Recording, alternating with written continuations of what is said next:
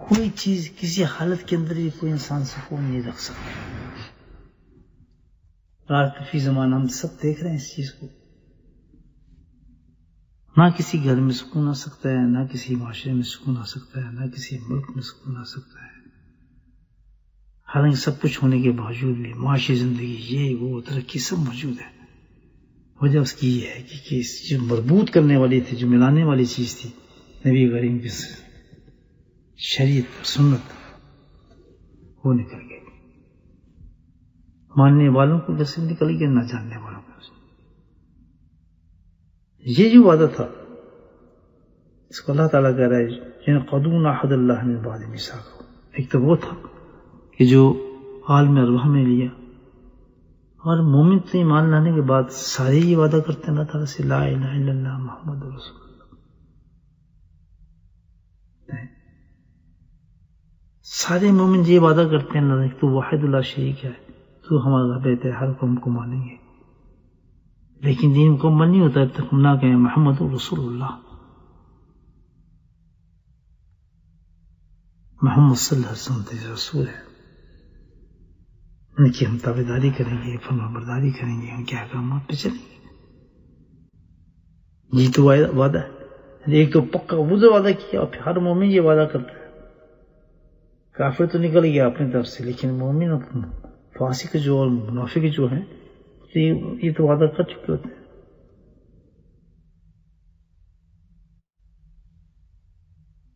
تو قطع وعدے کا قطع جو ہے، جس کو ہم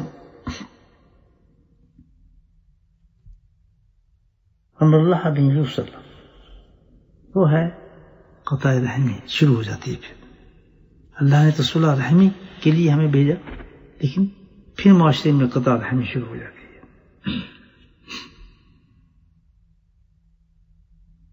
پھر معاشرہ بگڑ جاتا ہے، کیونکہ اللہ سبحانہ تعالیٰ نے نبی کریم کے ذریعے سے ہی ملانے کا انتظام کیا، آپ کی شریعت اور سنت کے ذریعے سے. جب وہ ختم ہو جاتی ہے تو پھر معاشرہ بکھر جاتا ہے. قانون خداوندی جو ہیں ان کے مقابلے دنیا کے قانون نہیں چل سکتے. ہم کتنے ہی قانون بنا لیں شریعت کے مقابلے میں، وہ نہیں چلتے. وہ چلتے تو آج یہ فساد کیوں ہوتا دنیا کے اندر، عدالتیں کیوں لگی ہوتی ساری، یہ قتل و غارت کیوں ہوتا. جب واحد ایک ہی چیز ہے جو انسان کو جوڑ سکتی ہے، اور وہ شریعت مطہرہ ہے، نبی کی سنت ہے، جس سے معاشرہ جڑ سکتا ہے.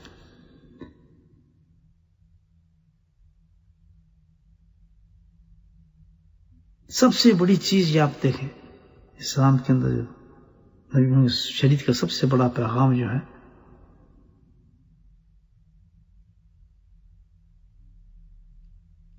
نبی کی ارشاد فرماتے ہیں عبداللہ بن نبی وفقال سمیت رسول اللہ صلی اللہ علیہ وسلم یقول لا تنزل الرحمہ علی قومی بین مقات الرحم.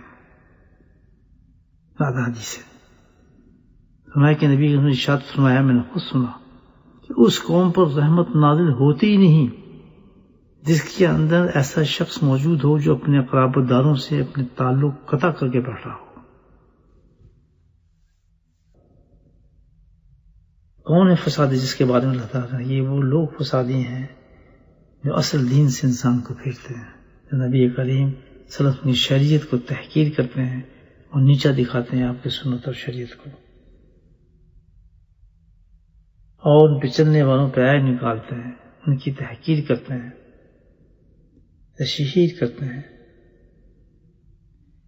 دین اسلام کی بے وقتی لوگوں کے ذہن نشین کرتے ہیں نیچا کرنے کے لیے. اصل شریعت اور سنت کے مقابلے میں رسوم اور بدعات جو خلاف طریقہ اسلام ہے، ان حرکات کو رائج کرتے ہیں. لیکن ایک بات یاد رکھیں، اللہ تعالیٰ کہتا ہے کہ یہ